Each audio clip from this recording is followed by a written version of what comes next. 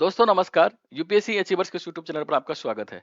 दोस्तों आज के सेशन में हम प्रियम्बल से रिलेटेड जो अभी विवाद चल रहा है, जो उसको लेकर कंट्रोवर्सी चल रहा है, उसको डिस्कस करेंगे। देखेंगे कि कंट्रोवर्सी एक्चुअली में है क्या और कौन सा इसमें पक्षकार है, सुप्रीम कोर्ट में ये मामला कैसे आगे बढ़ा और क्या हो रहा है और सुप्रीम कोर्ट का क्या फैसला आया, फिर सुप्रीम कोर्ट ने कैसे इसको आगे बढ़ाया है। अभी हुआ क्या कि जो सुब्रमण्यम स्वामी ने सुप्रीम कोर्ट में एक प्ली दायर किया और डिमांड किया कि जो प्रियम्बल है, जो प्रस्तावना है संविधान का, वहां से सेकुलर और सोशलिस्ट जैसे शब्दों को डिलीट कर दिया जाए, हटा दिया जाए। और इनका मांग क्या है कि सोशलिस्ट और सेकुलर जैसे शब्द संविधान के जो आधारभूत ढांचे हैं उसका उल्लंघन करता है, जब ऐड किया गया था तब, क्योंकि प्रियम्बल में छेड़छाड़ संभव नहीं था, नहीं हो सकता है, तो उसको ऐड किया गया तो वो बेसिक स्ट्रक्चर के खिलाफ है, संविधान की भावना के खिलाफ है। इसलिए जब ऐड किया गया था तो वो एक असंवैधानिक प्रावधान थे और संवैधानिक तरीका का प्रयोग करके उसको ऐड किया गया। इसलिए स्वामी जी की तरफ से डिमांड किया गया सुप्रीम कोर्ट को कि आप ये प्रियम्बल से सेकुलर सोशलिस्ट जैसे शब्दों को डिलीट कर दे, वहां से हटा दे और जो ओरिजिनल प्रियम्बल था उसको एक तरह से फिर से फॉलो किया जाए। आगे बढ़ने से पहले थोड़ा सा हम प्रियम्बल को जानते हैं, समझते हैं कि प्रियम्बल कैसे आया और भारत के संविधान में कैसे इसको ऐड किया गया। फिर अभी जो रिसेंट का जो इशू है, विवाद है, कंट्रोवर्सी है, उसको डिटेल में समझेंगे।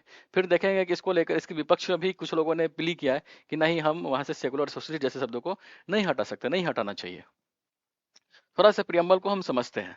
आप जानते हैं कि जब माउंटबेटन प्लान आया और कैबिनेट मिशन 1946 आया तो उसी के तर्ज पर संविधान सभा गठित किया गया और संविधान सभा की बैठक शुरू हो गई और उस पर एक तरह से डिबेट एंड डिस्कशन शुरू हुआ। संविधान को बनाने की बात उसमें कही गई और पहल हुआ, सभी लोगों से राय विचार भी किया गया। तो आप जानते हैं कि 13 दिसंबर 1946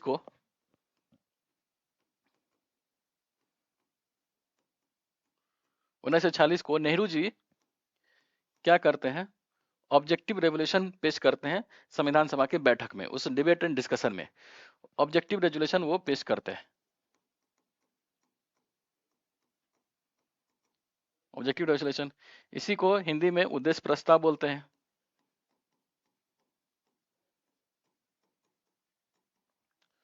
इसी को उद्देश्य प्रस्ताव बोला गया। और बाद में जब संविधान बन गया तो आप तो जानते हैं कि संविधान पहले बना, उसके बाद में उसमें प्रियम्बल ऐड किया गया, प्रियम्बल को बनाने की बात कही गई, उसमें ऐड किया गया। तो फिर पहले संविधान बना तो संविधान से पहले भी क्या था, उद्देश्य प्रस्ताव पेश किया गया था। तो उद्देश्य प्रस्ताव का ही एक तरह से मोडिफाइड वर्जन है हमारा प्रियम्बल, मोडिफाइड वर्जन है। इसी का एक तरह से अपडेटेड या मॉडिफाइड वर्जन बोल सकते हैं, वही है हमारा प्रियम्बल। इसी को बेस बना के ही प्रियम्बल को एक तरह से बनाया गया था। तो प्रियम्बल का बेसिस क्या है, उद्देश्य प्रस्ताव। लेकिन अगर हम ये तो उसका प्रोसेस हो गया कि जो प्रियम्बल संविधान में ऐड किया गया वो नेहरू जी के ऑब्जेक्टिव रेजोल्यूशन को आधार बनाकर ही किया गया, उसी का एक तरह से शॉर्ट फॉर्म है, मॉडिफाइड वर्जन है बोल सकते हैं। लेकिन एक्चुअल में प्रियम्बल है क्या, तो प्रियम्बल को हम ऐसे समझ सकते हैं कि ये आपका प्रियम्बल क्या है। अगर इसको समझना होगा तो आप जानते हैं कि प्रियम्बल एक डॉक्यूमेंट है जिसमें संविधान के, प्रियम्बल क्या है, प्रियम्बल एक तरह से डॉक्यूमेंट है जिसमें संविधान, जो हमारा संविधान है, संविधान चूंकि बहुत मोटा है, उसमें बहुत सारे प्रोविजन है, एक तरह से प्रावधान है।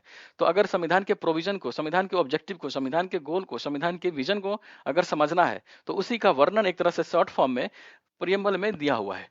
तो प्रियम्बल का एक तरह से डॉक्यूमेंट है जिसमें संविधान के गोल का जिक्र है, संविधान के ऑब्जेक्टिव का चर्चा है, संविधान के विजन को अगर आपको समझना है तो आप प्रियम्बल को देखिए, संविधान के समरी को अगर आपको देखना है तो आप प्रियम्बल को देख सकते हैं।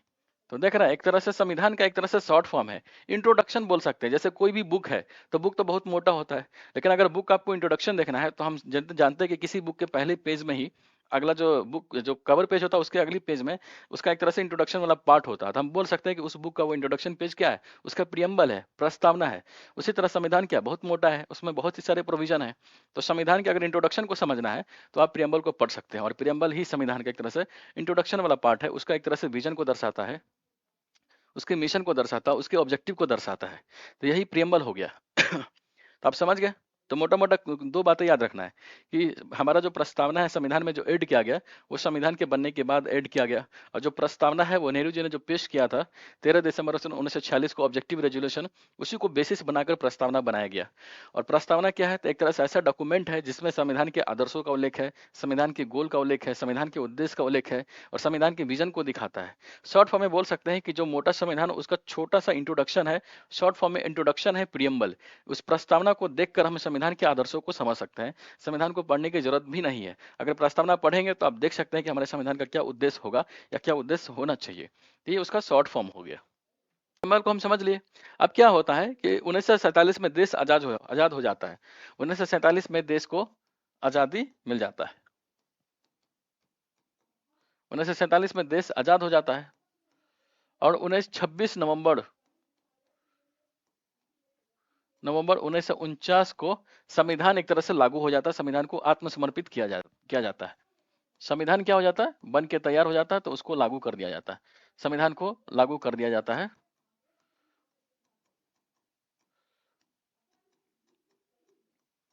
तो देखिए 26 नवंबर 1949 को संविधान लागू हो जाता है। संविधान को आत्मसमर्पित कर दिया जाता है, यानी जो संविधान बना उसको आत्मसमर्पित कर देते हैं, क्योंकि जनता को आत्मसमर्पित कर दिया जाता है, तब से वो लागू हो जाता है उसके प्रोविजन। लेकिन 1949 से लेके लगभग 1976 ईस्वी तक समय जो प्रस्तावना है, जो संविधान का जो प्रस्तावना, जो इंट्रोडक्टरी पार्ट जिसको बोला जाता है, उसमें कोई भी एक तरह से अमेंडमेंट नहीं हुआ था, कोई भी संशोधन नहीं हुआ था। संशोधन नहीं हुआ था। लेकिन इंट्रोडक्शन ये, लेकिन इंटरेस्टिंग फैक्ट क्या है कि लगभग 1976 ईस्वी में ही 1976 में ही 42 इंदिरा गांधी की सरकार ने 42 संविधान संशोधन के माध्यम से इस प्रस्तावना में संशोधन करता है। और इंदिरा गांधी की जो सरकार है, संशोधन के माध्यम से संविधान की जो प्रस्तावना है उसमें 3 शब्द जोड़ता है। और क्या 3 शब्द जोड़ते हैं? तो जोड़ता है कि सोशलिस्ट, सेकुलर और इंटीग्रिटी, 3 शब्द उसमें ऐड होता है। देख रहे हैं आप, 1947 में देश आजाद हुआ, 1949 में संविधान लागू हो गया और 1949 से लेकर 1976 ईस्वी तक संविधान में संविधान के प्रस्तावना में कोई अमेंडमेंट नहीं हुआ था। तब तक प्रस्तावना जैसे शुरुआत में लागू किया गया था, तब तक उसी फॉर्म में आगे भी बढ़ता रहा। लेकिन जब इंदिरा गांधी की सरकार आई और 1975 से 77 तक आपको पता है इमरजेंसी था पूरे देश में, तो 1976 में इंदिरा गांधी की सरकार क्या करती है कि 42वां संविधान संशोधन संसद में लाती है और उस संविधान संशोधन के माध्यम से प्रस्तावना में संशोधन करती है। और संशोधन के जरिए 3 शब्द उसमें ऐड किया जाता है। 3 शब्द में कौन है? एक सोशलिस्ट, दूसरा सेकुलर और तीसरा शब्द इंटीग्रिटी। 3 शब्द को उस संविधान में ऐड किया जाता है। सोशलिस्ट, सेकुलर, इंटीग्रिटी, 3 शब्द ऐड किया जाता है। आपको मैं दिखाता हूं।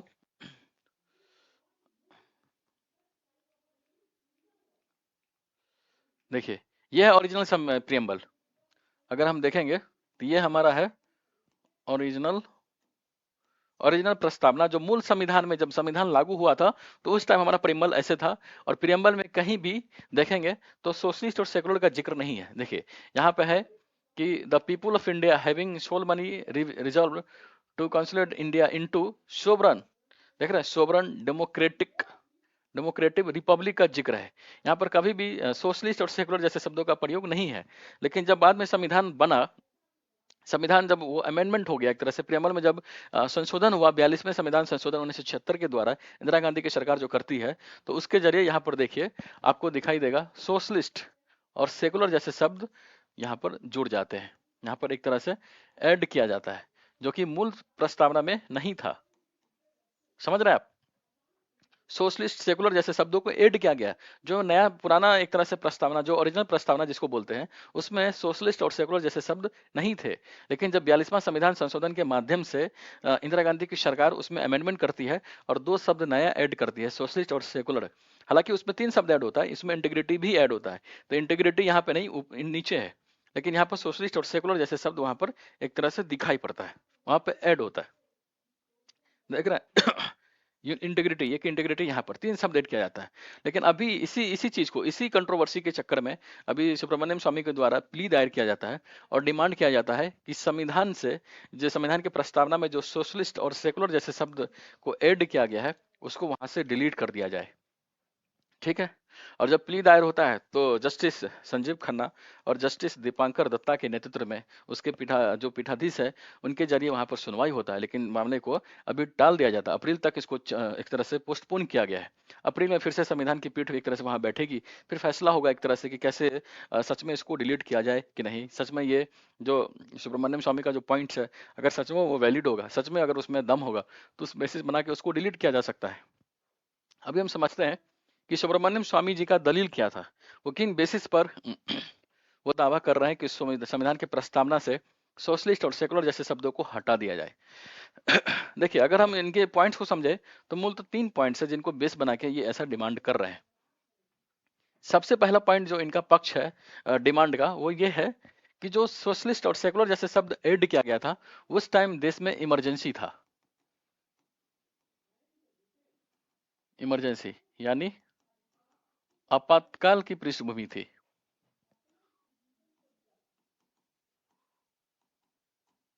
आपातकाल की पृष्ठभूमि, आपातकाल आपको पता है कि 1975 से 77 तक देश में आपातकाल रहा था। उस समय इंदिरा गांधी की सरकार थी।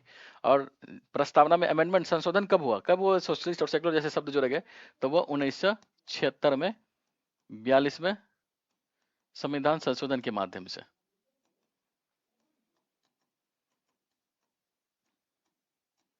संशोधन के माध्यम से जोड़ा गया। ठीक है, तो आप देख रहे हैं, तो सुब्रमण्यम स्वामी का एक तरह से पॉइंट्स है, उनका डिबेट है, पक्ष क्या है कि चूंकि जो अमेंडमेंट इसमें प्रेम्बल में किया गया वो आपातकाल के दौर में किया गया, और आपातकाल के दौर में विपक्ष एक तरह से जेल में था। सभी जितने भी बड़े नेता थे सबको एक तरह से जेल में सरकार ने बंद कर दिया था। तो इस पर जितने भी डिबेट एंड डिस्कशन एक तरह से प्रभावी तरीके से होनी चाहिए वो नहीं हो पाया। तो सरकार ने एक तरफा एक तरह से कार्रवाई किया और अपने मनमौजी तरीके से इसमें चेंज कर दिया। तो एक तरह से जनता के सभी मतों का एक तरह से उसको रिप्रेजेंट नहीं करता है वहां पर। तो एक तरह से पक्षकार एक पक्षीय कार्रवाई थी ये। तो पहला पॉइंट समझ गए कि इमरजेंसी में ये अमेंडमेंट हुआ, तो इमरजेंसी में अमेंडमेंट में जो पक्ष विपक्ष होने चाहिए, विपक्ष एक तरह से पूरा जेल में था, तो उस तरह से डिबेट एंड डिस्कशन हुआ ही नहीं। तो सरकार ने इस तरह से मनमौजी तरीके से इसमें छेड़छाड़ किया, एक पक्षीय कार्रवाई थी ये। दूसरा डिमांड है सुब्रमण्यम स्वामी का कि आपको पता है कि 1973 में केशवा केशवा केशवानंद भारती जजमेंट आता है। केशवानंद भारती का निर्णय आता है सुप्रीम कोर्ट की तरफ से, और उसमें पता है कि इसी में सुप्रीम कोर्ट की तरफ से बेसिक स्ट्रक्चर, आधारभूत संरचना के सिद्धांत का एक तरह से प्रतिपादन किया जाता है। और आधारभूत सिद्धांत के तहत माना जाता है कि जो संविधान के एक तरह से जो आधारभूत सिद्धांत है उसमें संशोधन नहीं हो सकता, संशोधन कर ही नहीं सकते, वो 368 के दायरे से भी बाहर है। जो 368 के तहत जो एक तरह से संविधान संशोधन की शक्ति है संसद में, उसके जरिए भी हम बेसिक स्ट्रक्चर को छेड़छाड़ नहीं कर सकते हैं। और जो प्रियम्बल है, प्रियम्बल में एक तरह से आधारभूत सिद्धांत है, तो कुछ आधारभूत सिद्धांत के तहत प्रियम्बल में भी छेड़छाड़ नहीं हो सकता, प्रियम्बल में संशोधन नहीं कर सकते। तो सुब्रमण्यम स्वामी का दूसरा पॉइंट है कि चूंकि प्रियम्बल बेसिक स्ट्रक्चर के पार्ट को एक तरह से कवर करता है, उसमें बेसिक स्ट्रक्चर के प्रोविजन दिखाई पड़ते हैं, संविधान के बेसिक प्रोविजन दिखाई देते हैं, इसलिए उसमें संशोधन संभव नहीं है। और जब सरकार ने देख रहे 1973 में ही बेसिक स्ट्रक्चर का डॉक्ट्रिन आ गया था, और 1976 में संविधान की प्रस्तावना में छेड़छाड़ किया गया। तो इनका दूसरा पॉइंट यही है कि जब 1973 में बेसिक स्ट्रक्चर का प्रोविजन आ गया था और संविधान के आधारभूत सिद्धांतों में संशोधन नहीं हो सकता, तो 1976 में इंदिरा गांधी की सरकार ने कैसे प्रस्तावना में छेड़छाड़ करके उसमें सोशलिस्ट और सेकुलर जैसे शब्दों को जोड़ सकती है? तो एक तरह से ये बिल्कुल असंवैधानिक, गैर संवैधानिक कार्रवाई है। ये संविधान के जो मूल्य है, संविधान की जो एक तरह से परंपरा है, उसके खिलाफ है और सुप्रीम कोर्ट के जजमेंट के भी खिलाफ है। तो दूसरा पॉइंट इनका यही था कि बेसिक स्ट्रक्चर जो आधारभूत संकल्पना है उसका उल्लंघन है, उसका उल्लंघन करते हुए उसमें सोशलिस्ट और सेकुलर जैसे शब्दों को जोड़ा गया। तीसरा पॉइंट इनका है सुब्रमण्यम स्वामी जी का, वो ये डिमांड करते हैं कि चूंकि देखिए प्रस्तावना में जिक्र है कि जब प्रस्तावना बना तो प्रस्तावना में क्या जिक्र है, पूरा ये इस तरह से हो गया, जिक्र है कि दृढ़ संकल्प होकर हम अपनी इस संविधान सभा में आज तारीख 26 नवंबर 1949 ठीक है को पत्र द्वारा इस संविधान को अंगीकृत, अधिनियमित और आत्मसमर्पित करते हैं। तो जब संविधान, ये जो प्रियम्बल है, प्रस्तावना है, प्रस्तावना जब बना तो 26 नवंबर 1949 को इसको आत्मसमर्पित किया गया। तो इसमें डेट क्या है, 26 नवंबर 1949, तो लगभग ये प्रस्तावना का प्रारूप था। लेकिन जब आप 1976 में आप इसमें अमेंडमेंट करते हैं, एक तरह से संशोधन करते हैं, तो यहाँ पर डेट भी तो चेंज होना चाहिए कि हम 1976 में अब इस जो प्रस्तावना है उसको आत्मसमर्पित करते हैं, अधिनियमित करते हैं। तो इस तरह से डेट में कोई छेड़छाड़ नहीं हुआ, लेकिन आपने इसके प्रोविजन में छेड़छाड़ कर दिया। तो उनका अगला पॉइंट यही है कि बिना डेट में छेड़छाड़ किए आपने संविधान की प्रस्तावना को बदल दिया और वो बैक डेटेड एक तरह से चीजों को चलाने लगी। तो इनका यही है कि डेट में छेड़छाड़ नहीं किया गया। और जब डेट में छेड़छाड़ नहीं किया गया, जब आप उसको पुराने तरीके से यानी 26 नवंबर 1949 को ही मान रहे हैं कि ये आत्मसमर्पित किया गया, तो जो ओरिजिनल प्रोविजन है वही रहने चाहिए। जब आप उसमें अमेंडमेंट कर रहे हैं, जब बाद में कोई प्रोविजन ऐड कर रहे हैं, तो उसको अपडेट करिए ना, डेट को भी अपडेट करिए, डेट को भी चेंज करिए कि आप ये संविधान जो एक तरह से प्रस्तावना है, अब 1976 के फन्ना तारीख से एक तरह से अधिनियमित किया जाता है, आत्मसमर्पित किया जाता है या दृढ़ संकल्पित किया जाता है। लेकिन वो तो हुआ नहीं, लेकिन प्रोविजन आप आगे चेंज कर देते हैं और बोलते हैं कि ये 1949 से ही आत्मसमर्पित है, तो ये कैसे हो सकता है? एक तरह से कॉन्ट्राडिक्शन हो रहा है। तो इनका तीसरा पॉइंट यही है कि डेट में छेड़छाड़ नहीं किया गया और नहीं करने के बाद भी संविधान जो प्रस्तावना है उसको 26 नवंबर 1949 से ही आत्मसमर्पित, अधिनियमित या दृढ़ संकल्पित किया जा रहा है। तो एक तरह से ये संविधान के प्रावधानों का उल्लंघन है। तो मूलतः यही 3 पॉइंट है स्वामी जी का, जिसके आधार पर वो सुप्रीम कोर्ट में गए और सुप्रीम कोर्ट में इस तरह से बैठक चलेगा। एक तरह से इसके बाद विवाद होगा, फिर देखते हैं फैसला क्या आएगा। अभी क्या हुआ, जैसे स्वामी जी ने प्ली दायर किया है, तो इनके अगेंस्ट में इनके अगेंस्ट में यह है सीपीएम के CPI communist party of India के राज्यसभा सांसद है और उनका नाम है कि विनय विश्व। विनय विश्व जी ने भी एक तरह से प्ली दायर किया और उन्होंने डिमांड किया कि सुब्रमण्यम स्वामी जी का जो प्ली है उसको खारिज कर दिया जाए। खारिज क्यों कर दिया जाए? क्योंकि सोशलिस्ट और सेकुलर जैसे शब्द जो प्रस्तावना में ऐड किए गए हैं वो संविधान की बेसिक फीचर्स है, संविधान के आधारभूत सिद्धांत है और उसी को दर्शाने के लिए इसको ऐड किया गया है। इसलिए वो बेसिक स्ट्रक्चर का उल्लंघन नहीं करता, वो संविधान के प्रारूप के, संविधान के प्रावधानों के अनुरूप है। इसलिए सुब्रमण्यम स्वामी का जो प्ली है, जो एक तरह से उनका अपील है, याचिका है, उसको ही खारिज कर दिया जाए। और ठीक है, इसलिए बिना विश्व जी ने उसको दायर किया। उनका डिमांड क्या है कि सेकुलरिज्म और सोशलिज्म आर इनहेरेंट, देख रहे हैं, are inherent and basic features of the constitution. इसीलिए सोशलिस्ट और सेकुलरिज्म जैसे शब्दों को प्रस्तावना से हटा नहीं सकते। अगर हटाएंगे तो एक तरह से इस संविधान के आधारभूत सिद्धांतों का उल्लंघन है। वो इस बेसिस पर वो डिमांड करते हैं कि स्वामी जी के प्ली को ही एक तरह से खारिज कर दिया जाए। तो यही थे सारे डिबेट्स। और अभी क्या हुआ, जब नया संसद बना था, जब पुराने संसद से नए संसद में शिफ्ट किया गया सितंबर 2023 में, तो उस टाइम भी इसको लेकर काफी विवाद हुआ था। और उस टाइम जो सांसद वगैरह थे बीजेपी और कांग्रेस को लेकर भी डिबेट थे। डिबेट क्या हुआ कि जैसे ही सांसद लोग नए संसद में शिफ्ट किए तो वहां पर उनको संविधान की एक तरह से कॉपी दी गई। और जब कॉपी दी गई तो उसमें प्रस्तावना में देखा गया कि उसमें सोशलिस्ट और सेकुलर जैसे शब्द वहां पर नहीं है। तो कांग्रेस के जो अधीर रंजन, जो लीडर ऑफ अपोजिशन, उन्होंने काफी तरह से कंट्रोवर्सी क्रिएट किया है, इस पर काफी खुलकर बात रखा अपना। और उनका मानना है कि जो ये संविधान दिया गया है उसमें सोशलिस्ट और सेकुलर जैसे शब्द है ही नहीं। तो कांग्रेस जो बीजेपी की सरकार है वो संविधान की भावना के खिलाफ है, संविधान को बदलना चाह रही है, संविधान को खत्म करना चाह रही है। तो सरकार की तरफ से ये बात आया कि जो कॉपी दिए वो ओरिजिनल संविधान है, उसमें जो प्रस्तावना है वो ओरिजिनल प्रस्तावना है जो आजादी के समय था। इसी बेसिस पर उसमें प्रस्तावना में सोशलिस्ट और सेकुलर जैसे शब्द नहीं है। तो वो दोनों कंट्रोवर्सी उस टाइम बहुत हुआ था। और उसी कंट्रोवर्सी का एक तरह से बोल सकते हैं इसका अगला स्टेप है कि अभी सुब्रमण्यम स्वामी ने प्ली दायर किया। अप्रैल में यह मामला आगे बढ़ेगा, वहां पर एक तरह से जजमेंट आएगा, देखेंगे क्या फैसला होता है, सुप्रीम कोर्ट क्या निर्णय लेती है कि सच में ये बेसिक स्ट्रक्चर का उल्लंघन है। अगर उल्लंघन है तो फिर जो सोशलिस्ट और सेकुलर जैसे शब्द ऐड किया गया वो गलत है, फिर उसको असंवैधानिक होगा, फिर वहां से डिलीट किया जाएगा।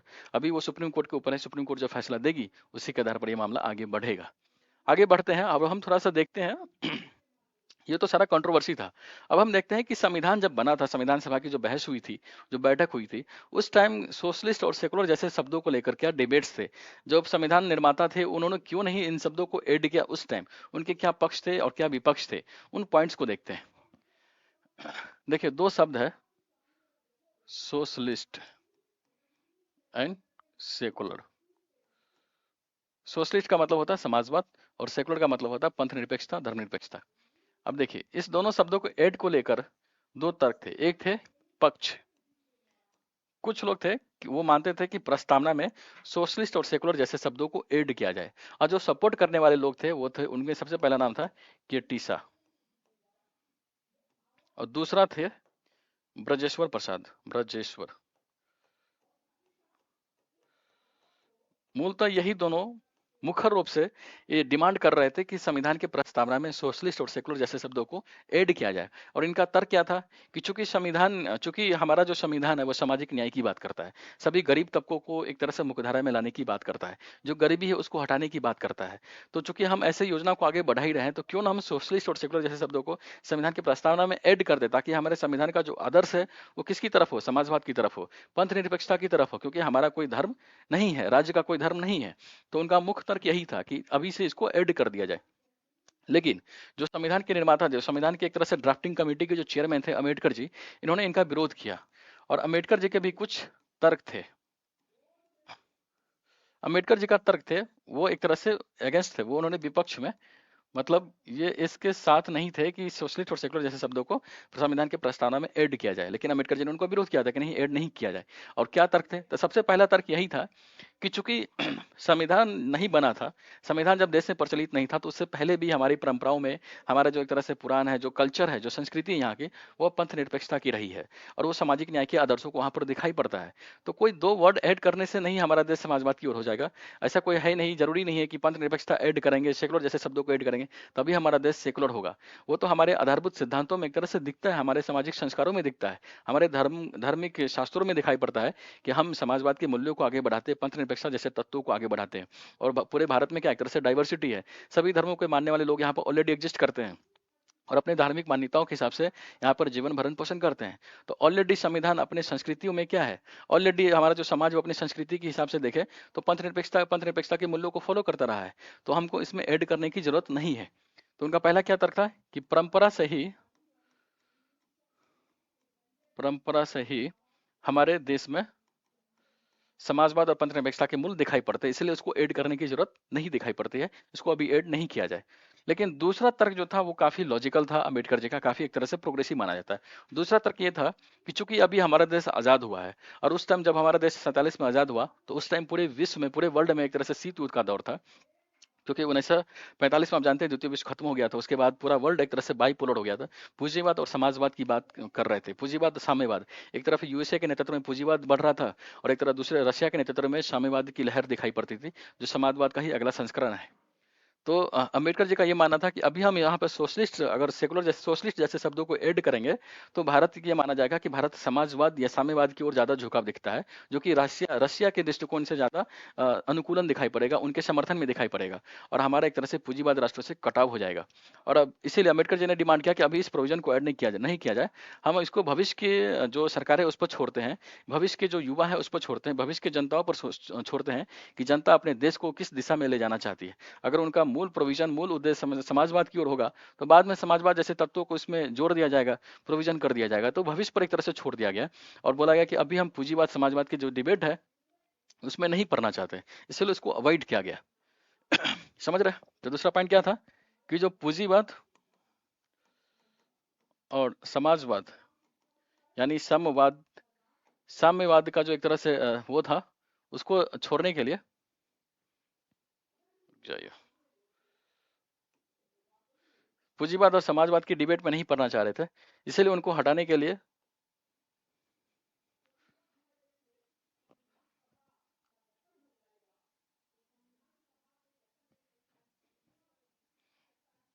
पूंजीवाद और समाजवाद के पचड़े में पूंजीवाद और समाजवाद के साम्यवाद का जो डिबेट है उस डिबेट में नहीं पढ़ना चाह रहे थे, और इसीलिए अम्बेडकर की ये डिमांड थी, अम्बेडकर जी का ये मानना था कि हम इस सोशलिस्ट और सेकुलर जैसे शब्दों के पचड़े में नहीं पढ़ते, इसको भविष्य के सरकारों पर, भविष्य के जो जनता है उस पर छोड़ दिया जाए, वो तय करेंगे कि हमारा देश का जो रुख है टाइम के साथ वो किस दिशा में आगे होगा। अगर हमको नीड होगा कि हम समाजवाद की ओर ज्यादा झुकाव पर करें, सामाजिक न्याय की ज्यादा बात करें, तो हम अपनी कंट्री को सोशलिस्ट जो प्रोविजन है उसकी दिशा में, तब हम उसको ऐड कर सकते हैं, फिलहाल के लिए इसको छोड़ दिया जाए। तो यही मानना था अम्बेडकर जी की। तो देख रहे हैं संविधान सभा में इसलिए सहमति नहीं बन पाई थी, और इसलिए सोशलिस्ट और सेकुलर जैसे शब्दों को उस टाइम ऐड नहीं किया गया और इसको छोड़ दिया गया। लेकिन आप जानते हैं कि 1976 में जो एक तरह से बैकग्राउंड क्या है, जब इंदिरा गांधी ने सोशलिस्ट और सेकुलर जैसे शब्दों को उसमें ऐड किया, तो उस टाइम बैकग्राउंड क्या था? तो उस टाइम इंदिरा गांधी का महत्वपूर्ण नारा था गरीबी हटाओ।